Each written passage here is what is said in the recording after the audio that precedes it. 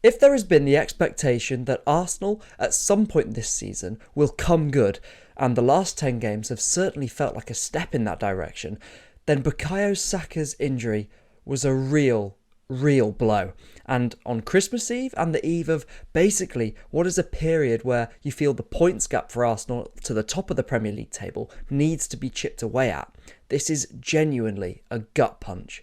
Nobody is like Bukayo Saka. I think a lot of the frustration to parts of our season can be put down to these unfortunate bouts of variance, whether that be red cards or thinner areas of our squads feeling the effects of intense roles, leading to more injuries, to crucial cogs, and the dynamics of our team suffering as a result of that, whether that's the captain's absence or our dynamic fullbacks missing for large parts of the season, or Saka, a player who literally has the case of being the best player in the Premier League this season and someone who has contributed to 56% of Arsenal's Premier League goals this season. But I do not want this video to be a negative one, because frankly I don't see the value in that, nor do I think it should be the focus when I maintain Arsenal remain one of the best sides in the world, are in all cup competitions still, and if you want to say the league is over and I'm being too optimistic, then okay, that's fine. I'm happy to accept that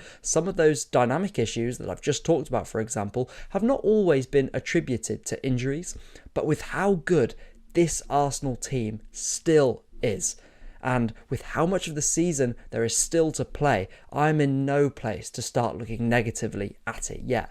Certainly when Saka's injury layoff is still relatively vague in its own right, but regardless, the priority for Saka should be nursing that left hamstring and letting it fully recover, because it's been a problem for him now the whole of the season. In the meantime, Arsenal are still a very good football team, but we are going to have to change things, and this is what today's video is going to really focus on: how we evolve tactically, stylistically, managing a Bukayo Saka sized hole, an absence that takes away a little bit of everything, but we can do it. Welcome back to the Harvey Gratian YouTube channel. I'm so glad you found us or are joining us once more. And we're going to start with the short term and the immediate aftermath of Saka's injury away at Crystal Palace, which was to see Martinelli switch to the right wing. I want to analyse how we can platform Martinelli well on the right and the dynamics we should look to create around him, which will create a bit of a different look to this Arsenal team, as Mikel Arteta said himself.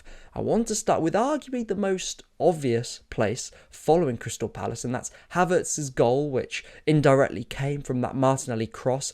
But it's not the actual ball in I want to focus on, but what we did preceding that. It starts with a Raya launch under pressure, and now I feel like this is going back to last season, all the analysis we did debating the specific conditions that Havertz works in, that sort of off-the-shoulder, ghosty shadow striker role. And we're going to talk more about that in just a second, but here it starts, the build-up to Havertz's goal, Martinelli's cross, it starts with Kai Havertz winning the knockdown.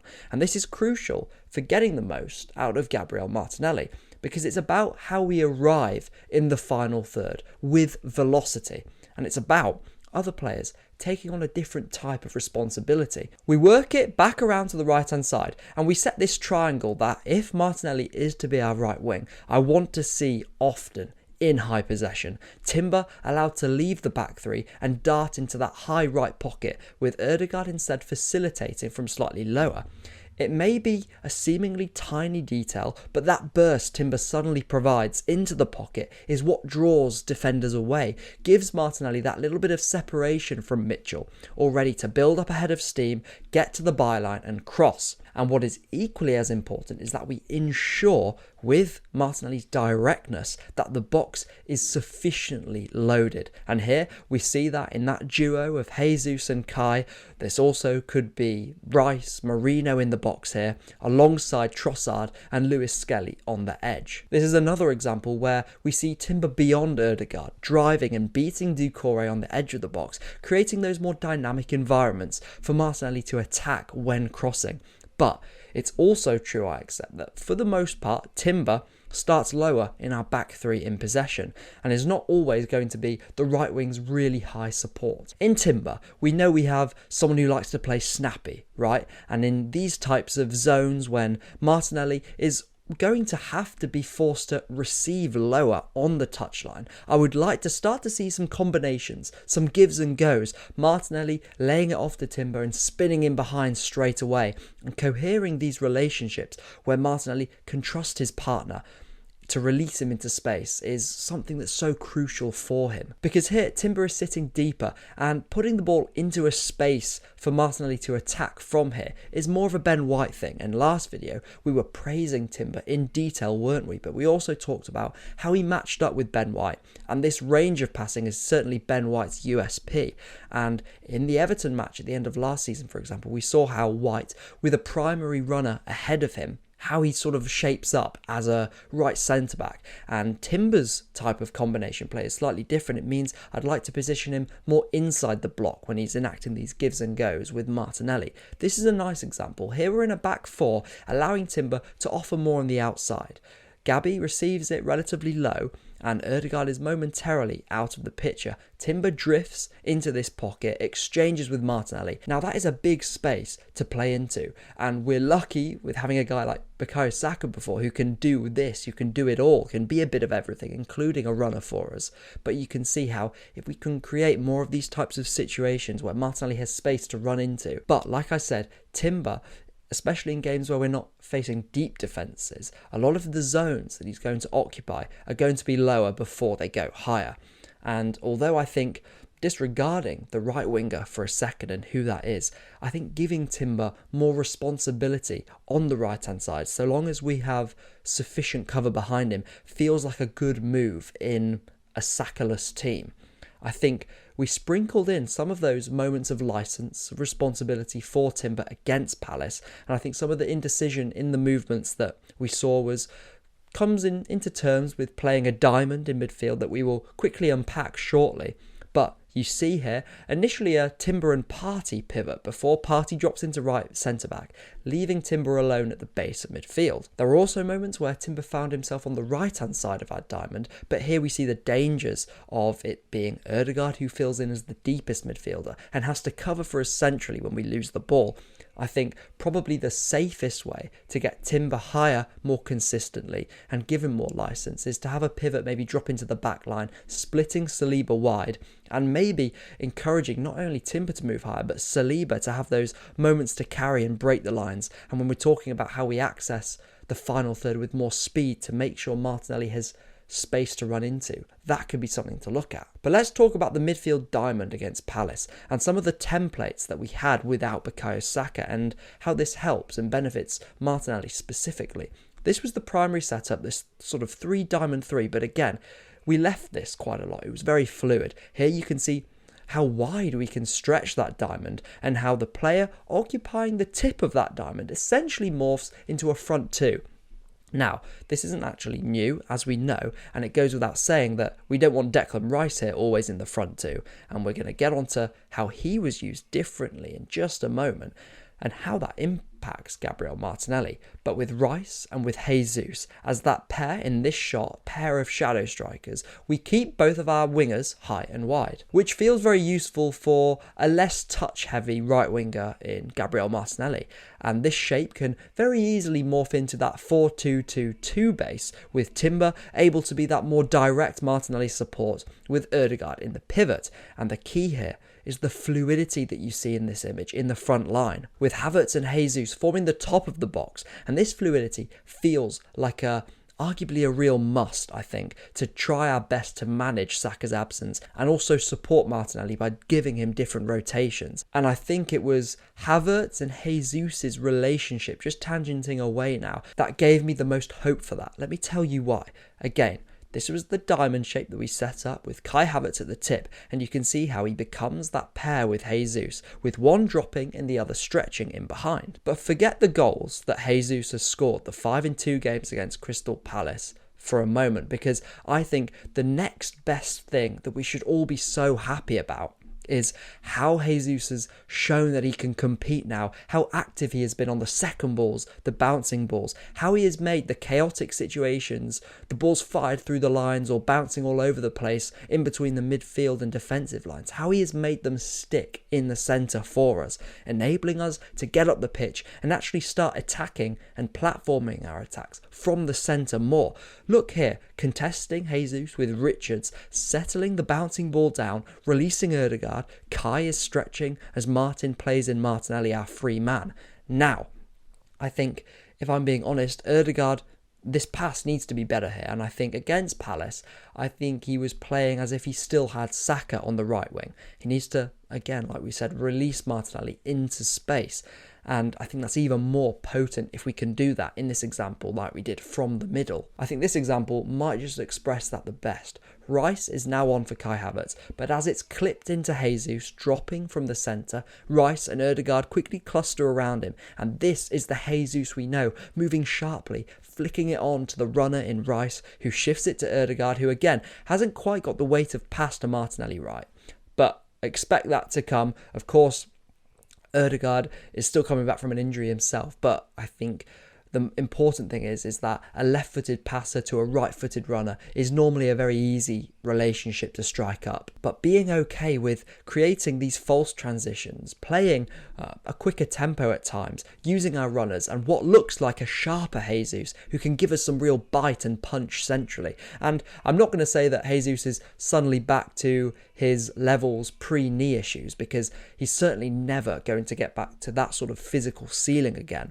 But if he can give us, and this is what I'm trying to say, if he can give us just 2/3 of that, and the signs in the last few games have been there as he's getting more minutes and hopefully more sharpness, I think with all this, there is still some real value left in Jesus, especially without Saka, and instead with Kai and with Rice here moving off and around him, releasing Martinelli. That is an effective dynamic that, even without Saka, will hurt anyone. Let's talk Declan Rice though, because as all of you know and are well aware of my preference long term is his as the number 6, we've also discussed how almost exclusively with Calafiori as the left back.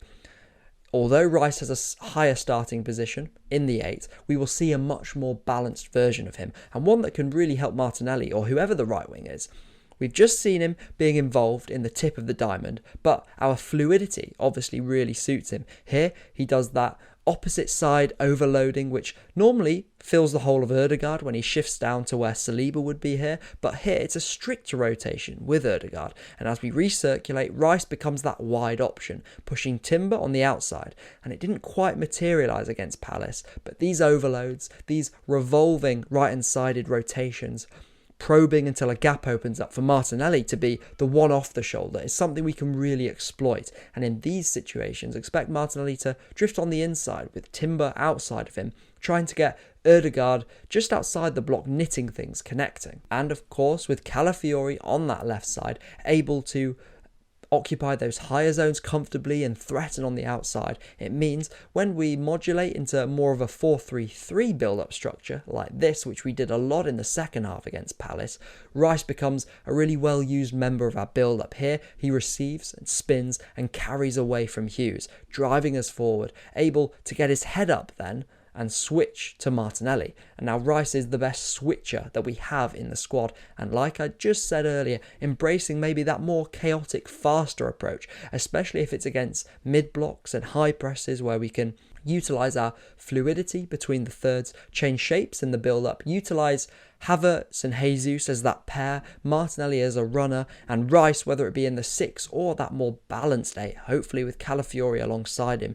This seems like a really good formula for those more difficult matches, because it's a formula that can double down, and this is important, double down on the types of unstoppability that we still have without Bukayo Saka, our defensive platform, our second ball proficiency, and it may be a more transition-based affair, but it feels like a really nice template when Martinelli is on the right-hand side. But this leaves the whole of what happens about games like Everton at home, the 0-0, where Saka's creative portfolio and ability to produce moments of magic feel like your best route to break a side down. Mikel also talked about how Jesus and Nwaneri could be options in the short term on the right wing, and although I know that Jesus is a very good right wing solution across a variety of game states, as more of a 1v1 guy as opposed to Martinelli as more of a pure runner, with Jesus' performances through the middle, how he already drifts, rotates and overloads as it is,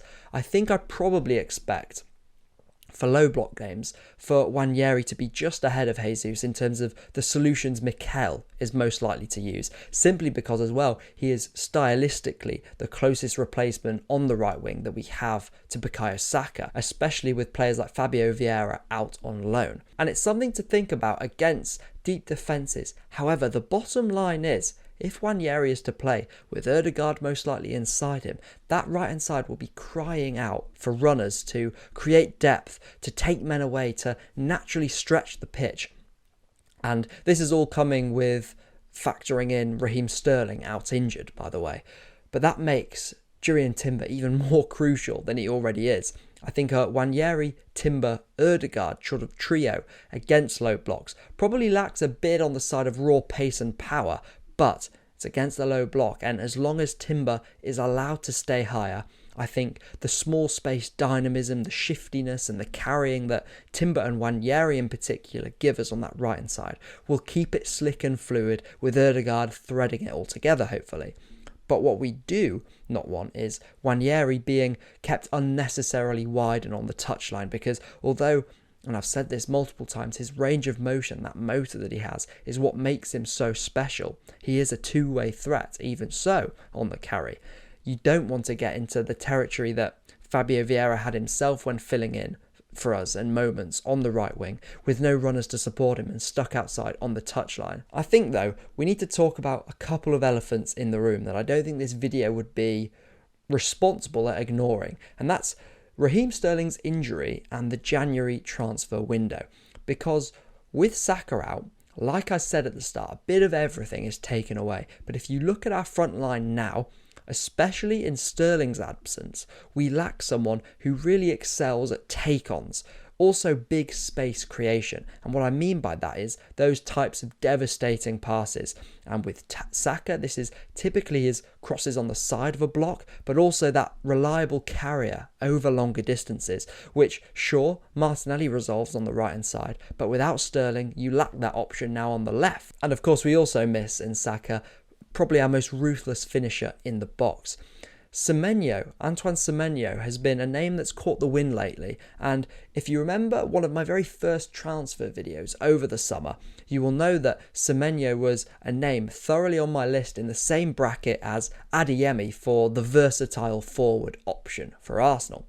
In other words, I've watched Semenyo a lot and I would love the signing. Of course, how viable is it? That depends on how much Arsenal are willing to pay in January and whether that is enough to tempt a European chasing Bournemouth to accept it. But to provide a sort of bite-sized scouting report on Semenyo, what I love about him is obviously he's someone who can play on either flank, but he has a presence whichever flank he plays on. He has a presence inside the box where he sets himself really well, he takes chances quickly, he gobbles them up. He of course excels in the take-on too and has massive ground power in the carry. He stays upright, which means he can stay powerful. He can go either way, he can strike off both feet superbly. That's your transition power, and that's your unstoppability too. For those of you that haven't watched him, you will know he is incredibly hard to stop once he gets going as well. He's got that bulldozer about him, and the one thing that I think I would like and I would be keen to add to his game is those Saka-like in-swinger crosses, and his lack of that at the moment slightly takes away from his wide play. But when you remember his 1v1 prowess, his strength when receiving under pressure, which is very Bukayo Saka-like anyway, and how he can spin you and drive and cause chaos on the inside, you get a lot of Saka still there, as well as an incredible sort of addition in our front line. He seems a really relaxed person as well, and for the financial outlay, the age, the personality, the fact he supports Arsenal, he seems like a very well-rounded solution which can offer not just versatility but a genuine ceiling raiser for the squad as well.